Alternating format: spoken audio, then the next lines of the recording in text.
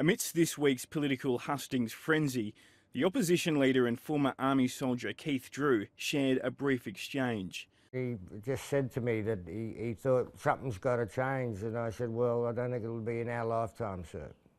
That's me. The 60-year-old served in the army in the 1970s, a time where gay soldiers were not welcomed. In 1980, when Mr Drew was vying to be an officer, his greatest fears were realised when others began to suspect he had a secret.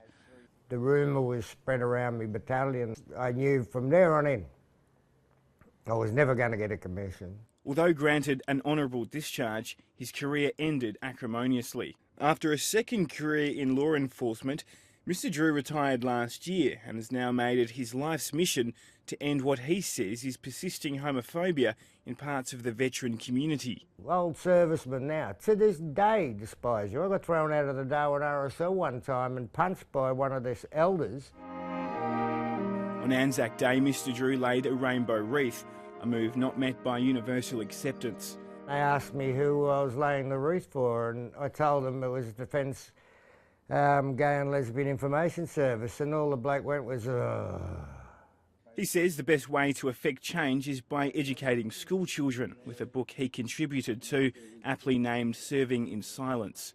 The RSL acknowledges there has been issues, but believes they are now a thing of the past. I've been on the committee for the last 10 years, and in that time, the issue has never been raised. In 1992, then Prime Minister Paul Keating removed the ban on gay soldiers in the military. It was considered a progressive move at the time. It wasn't for another 8 years that the United Kingdom removed its ban, and it wasn't for a further 19 years that the United States government removed its infamous "don't ask, don't tell" rule.